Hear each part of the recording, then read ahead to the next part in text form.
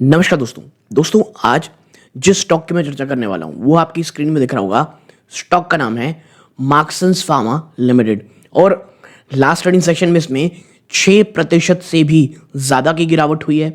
अब कई जगह देखें 302 के आसपास स्टॉक बंद होता दिखाई दे रहा है।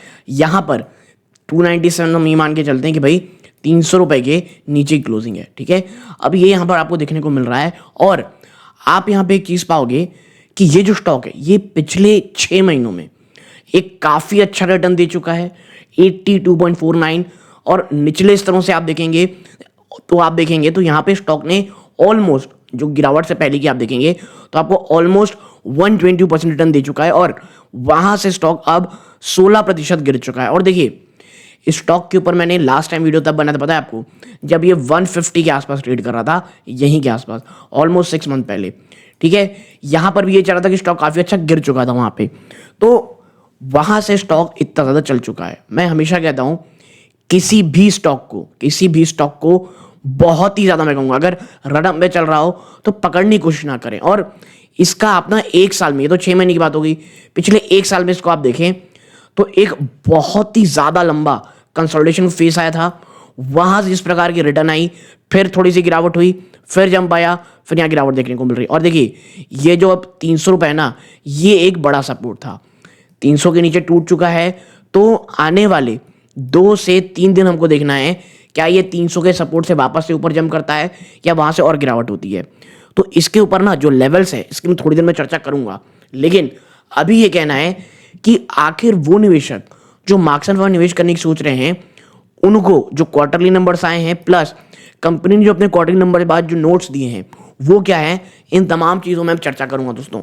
तो यदि आप मार्क्सन्स फार्मा में निवेशित हैं या निवेश की सोच रहे हैं, ये वीडियो आपके बहुत बहुत काम आएगी दोस्तों। ठीक है, लेकिन आगे बढ़ने से पहले स्क्रीन में दिख रहा होगा मात्र 16% ऐसे व्यूअर हैं जो वीडियो देख रहे हैं और चैनल सब्सक्राइब कर रखे हैं और 84% ऐसे व्यूअर हैं जो चैनल देख चुके हैं लेकिन सब्सक्राइब नहीं किए हैं।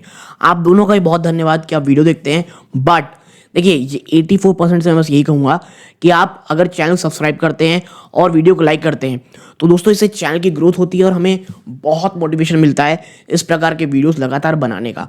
सो प्लीज़ चैनल को ज़रूर सब्सक्राइब कीजिए, आपका ये छोटा सा कदम बहुत मोटिवेट करता है दोस्तों।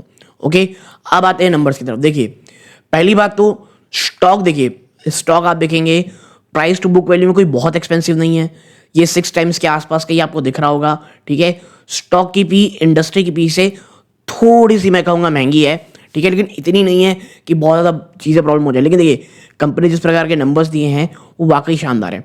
ROC ROE बहुत अच्छे हैं, डिविडेंड यील्ड न के बराबर है, 1 रुपये फेस वैल्यू का है, कोई डेट टू इक्विटी नहीं है। मैं आपके पास जब आपको दिखाऊंगा ना इस कंपनी पर किस प्रकार के कैश रिजर्व है वो अपने आप में शानदार है। प्रमोटर की होल्डिंग ठीक ठाक है, ठीक है, और जो ऑपरेटिंग प्रॉफिट मार्जिन है ये 20% से भी ज़्यादा है। ठीक है, वो निवेशक देखें जो ये नहीं पता कि ये करती क्या है कंपनी, तो देखिए इनका जो की फोकस रहता है ना, ठीक है, ये कहाँ पे रहता है, OTC आप समझते हैं, ओवर द काउंटर मेडिसिन दोस्तों। ठीक है, और प्रिस्क्रिप्शन ओवर द काउंटर वो दवाइयाँ जिसे आप बिना प्रिस्क्रिप्शन के ले सकते हैं। ओके, तो ये इस प्रकार काम करते हैं।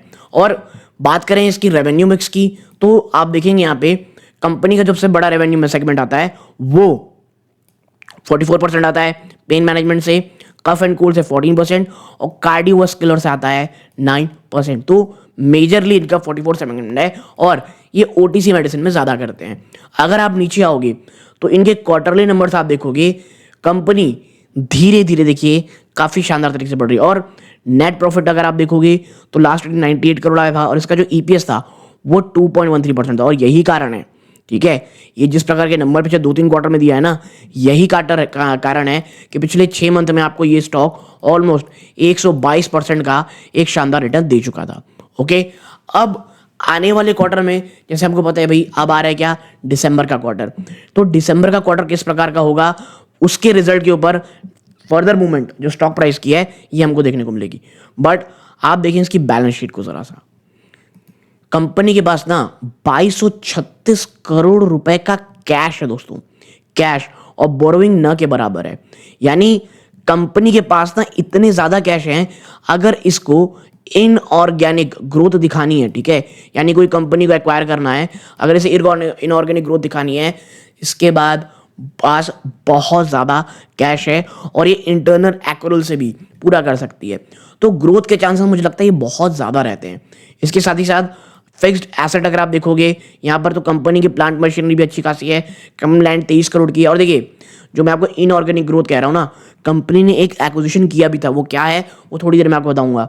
आप यहाँ जाएंगे और यहाँ पे अगर आप शेयर होल्डिंग पैटर्न में नजर डालेंगे तो आप पाएंगे कि भाई साहब यहाँ पे जो है ना, FIIs उन्होंने जबरदस्त माल उठाया सितंबर क्वार्टर में, DIIs उन्होंने शानदार तेजी की, सेल किसने किया है तो मात्र पब्लिक ने ही सेल किया है। और देखिए कंपनी ने जो अपनी नोट्स में बात कही ना फर्दर चीजों को लेकर के, यहाँ बहुत अच्छे तरीके से कहा गया है। 1 मिनट, देखिए कंपनी की अगर आप एक Q2 की परफॉर्मेंस देखेंगे तो आप पाएंगे कि कंपनी का जो US और नॉर्थ अमेरिका रेवेन्यू है उसमें 36.8% जंप है ईयर ऑन ईयर। UK और EU फॉर्मुलरी बिजनेस इसमें 5.7% जंप है। ऑस्ट्रेलिया न्यूजीलैंड में आप देखेंगे तो 31.3% का जंप है। ग्रॉस प्रॉफिट में 37.7% का यहाँ पर जंप देखने को मिल रहा है। यानी ओवरऑल जो इंटरनेशनल मार्केट है उसमें कंपनी बहुत ही शानदार काम कर रही है। इसके साथ ही साथ अगर हम नीचे चलेंगे मार्केट इनसाइट में, अगर आप देखोगे तो मैनेजमेंट ये मानती है कि जो यूके का मार्केट, यूनाइटेड किंगडम का, वो सीजनैलिटी एक्सपीरियंस कर रहा है और Q3 में यहाँ पर एक्सपेक्टेड है कि यहाँ रिकवरी देखने को मिलेगी। क्यों? विंटर सीजन में बहुत बड़ा डिमांड रहता है। ऑस्ट्रेलिया और जो न्यूजीलैंड मार्केट है वो स्ट्रॉन्ग परफॉर्मेंस दिखा रहा है और with expectations of doubling revenue over time, ठीक है। तो जो ऑस्ट्रेलिया और न्यूजीलैंड का बिजनेस है माफ कीजिएगा, वहां से काफी अच्छा बिजनेस आपको आने वाले समय में दिखाई देगा। ओके, अब यहाँ बात करते हैं कॉस्ट मैनेजमेंट। आप यहाँ पाओगे जो ग्रॉस मार्जिन है इसमें इंप्रूवमेंट देखने को मिलेगी। क्यों? रॉ मटेरियल प्राइसेस में काफी हद तक एक थोड़ी सी सॉफ्टनिंग यानी थोड़ी वीकनेस देखने को मिल रही है और जो मैनेजमेंट इंडिकेट कर रही है कि दिस ट्रेंड में नॉट बी फुली सस्टेनेबल, ठीक है। अभी क्या है, जो रॉ मटेरियल प्राइस है वो थोड़ा बहुत कह सकते हैं कमजोर है, जिस कारण मार्जिन आपको अच्छा दिख रहा है, लेकिन ये उतना सस्टेनेबल नहीं रहेगा। फ्राइट कॉस्ट, इसमें बहुत बड़ा रिडक्शन आया है। जो पहले $6,000 था वो अब $3,600 के आसपास हो गया है। तो फ्राइट कॉस्ट में इतनी बड़ी कमी आना, ये भी ग्रॉस मार्जिन में काफी अच्छी इंप्रूवमेंट लाई है, ठीक है। अब आप देखें R&D आउटलुक देखें, क्योंकि देखिए अगर किसी कंपनी को फ्यूचर में आउटलुक अगर फ्यूचरिस्टिक रहना है तो उससे अपने रिसर्च एंड डेवलपमेंट में निवेश करना पड़ेगा। तो R&D एक्सपोजर जो Q2 में खर्चा किया गया था वो 1.7% था ओवरऑल कंसोलिडेटेड रेवेन्यू का। और मैंने एक्सपेक्ट कर रही है कि जो R&D की जो स्पेंडिंग है रिसर्च डेवलपमेंट की वो 2% रेवेन्यू में स्टेबलाइज होगी।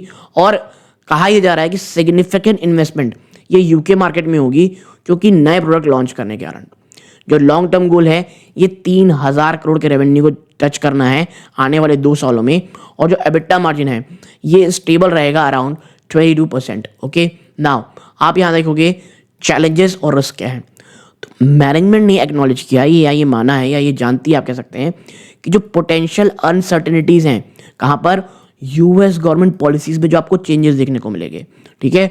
और उसका जो ऐसे इम्पैक्ट पड़ेगा फार्मास्यूटिकल कंपनी वो देखना पड़ेगा। और इसीलिए मैं आपसे कह रहा हूँ ये जो फार्मा कंपनीज हैं अभी इतना ज़्यादा भाग रही है ना, थोड़ा सा इसमें कॉशियस रहिए। मैं ऐसा इसलिए कह रहा हूँ क्योंकि जो चेंज होगा US मैनेजमेंट के जो चेंज होगा वहाँ से क्या पॉलिसी आएगी अभी किसी को नहीं पता है। और कोई भी ऐसा there is no immediate merger या एक्विजिशन टारगेट है और मैनेजमेंट वैल्यू असर्टिव अपॉर्चुनिटीज का फोकस कर रही है। ओके, सिर्फ पैसा रखा है इसलिए खर्चा नहीं करेंगे, जब तक कोई बहुत अच्छी अपॉर्चुनिटी नहीं आएगी तब तक नहीं होगा। फोकस कहां पर है?